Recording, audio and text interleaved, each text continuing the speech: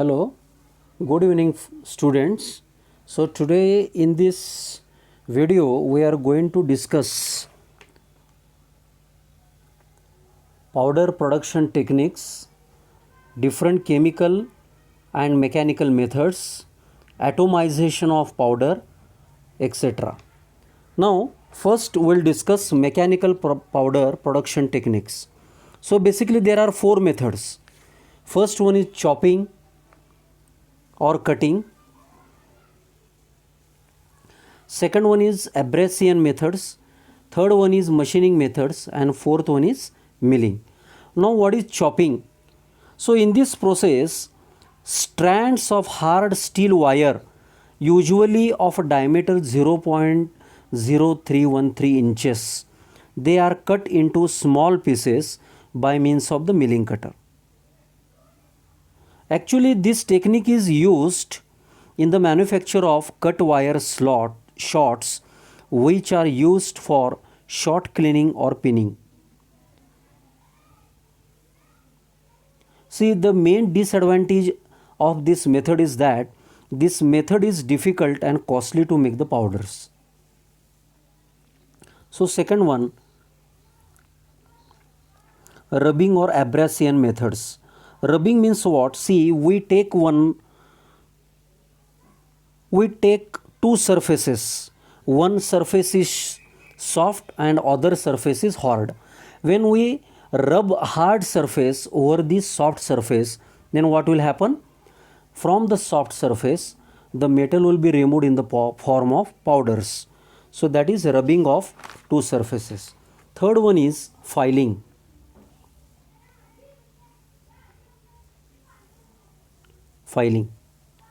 See, this method has been frequently employed, especially to alloy powders when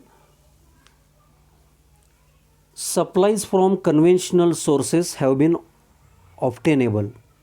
Okay, see, basically we are familiar, we use the files, okay, and we rub the file over the surface of the metal, so that from the metal surface the metal is removed in the form of small metal chips, minute metal chips. Okay, so in this way, with the help of filing method, we can make the powder. Then scratching. See, if a hard pin is rubbed on the soft metal surface, then what will happen? So from the soft metal surface, the powder flakes are produced, and then that powder flakes are collected. Then machining. So we are familiar that by using lathe or milling machines, by using the different cutters, we can machine the different objects. In the same way, the powdered object, or if the object is machined by using lathe machine or milling machine, then the powders will be produced. Then milling machine, same. Then ball mills. Now you just see the diagram. This is the ball mill. So this is a cylindrical vessel. It is rotating. So in this cylindrical vessel, so the grinding medium along with the material from which the powder is to be produced are placed. Now it is rotating, and therefore what will happen? The material from which we have to make the powder and the grinding medium, they move from top area to the bottom area. Okay, so in this way, after the continuous rotation, from the material the powders will be produced. Okay, so this is the ball mill method. Now grinding method. See, for grinding, jaw cutter, then gyratory crusher, okay, then cone crusher, jaw crusher, they are used. Now you see here, in jaw crusher there are two jaws. One is the fixed jaw and another is the movable jaw. Okay, so when we place the particular material from which we have to make the powder, so automatically it will be crushed, the material will be crushed and the powder will be produced. Here also you see, okay, this is the outer surface and this central part is rotating. So in between this central portion and side portion, when we place the material, here also between the central portion and the outer portion, when we place the material, it is rotating continuously, therefore the material will be crushed and the powder will be produced. In the same way here, in case of the cone crusher also, the powder is produced. You see here, in between this portion and this portion, the material is being placed. Here also the material is being placed. Okay, so here we collect the crushed material, that is in the form of powders. Now after that, we are going to discuss chemical production techniques. See, almost all metallic elements can be produced in the form of powders by suitable chemical reactions or decomposition. See, in this method, the chemical reactions or chemical reaction takes place, so that because of that the material will be crushed and the powder will be produced. Okay, reduction. See here, reduction of the compounds, particularly oxides, by using reducing agents, either solid or gas. It is most widely used and it is the oldest method of producing metal powders. See, other components, that is hydrides, oxalates and formates, can also be produced, okay, in the reduction method. See, this is the convenient, economical and extremely flexible method to control the properties of the product, that is silicon carbide, shape and porosity over a wide range. Okay, it is widely employed for producing powders of iron, copper, nickel, cobalt, tungsten, molybdenum, tantalum, thorium and titanium, etc. Powders produced by this route shows pores within each powder particle and hence are called sponge powders. What is that is known as sponge powders are produced. This sponginess, controlled by the amount and size of the pores, helps in improved compaction and sintering characteristics.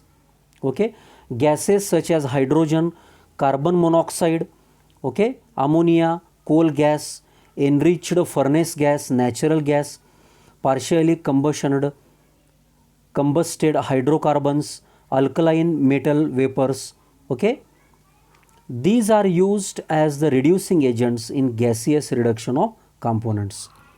So then we will discuss thermal decomposition. Thermal decomposition. Metal carbonyls are formed by passing carbon monoxide, that is CO, at high pressure over the heated metal sponge. See, first we place the heated metal sponge in a container. Okay, then over that heated metal sponge, the vapors of carbon monoxide are allowed to pass. After that, that vapors are condensed, and then after condensation, that vapors are converted into liquid. Okay, and that liquid is stored under the high pressure. Decomposition of carbonyls of cobalt, nickel, iron, molybdenum and tungsten has been used to produce fine powders with high purity. Generally, the temperature range is 150 degree to 400 degree Celsius. Okay, so after that we'll discuss atomization of the powder.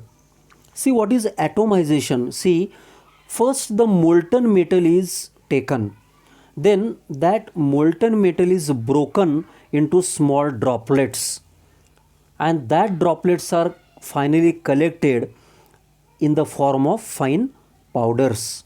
So basically there are three methods. Water atomization. Now you just see here.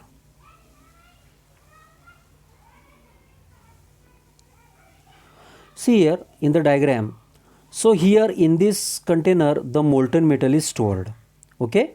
So molten metal, it flows under gravity through this chamber, and here at this point from the two sides water is allowed to flow, okay, on the molten metal, so that what will happen at this end, when the molten metal comes out through this portion, it will be divided into small droplets and they get frozen, and finally they get collected at the bottom in the form of fine powders.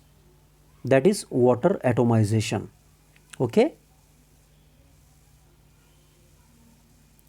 Next, gas atomization, same procedure is used. Here the molten metal is collected in this chamber, then it flows under the gravity. When it comes at this point, then from the two sides the gas at high pressure is allowed to fall on the molten metal, so that what will happen at this end, when the molten metal emerges out, it will be divided into fine droplets, they get frozen, and in the form of powders they get collected at the bottom. It is gas atomization. Okay, then vacuum atomization, you see here, same. Here the vacuum is created when the molten metal comes out through this nozzle, then with the help of the vacuum pump, the vacuum is created, so that what will happen, that molten metal will be divided into small droplets, they get frozen, and finally they get collected, okay, in the chamber. So this is nothing but the vapor atomization. Thank you. So in the next video we will discuss chemical composition analysis.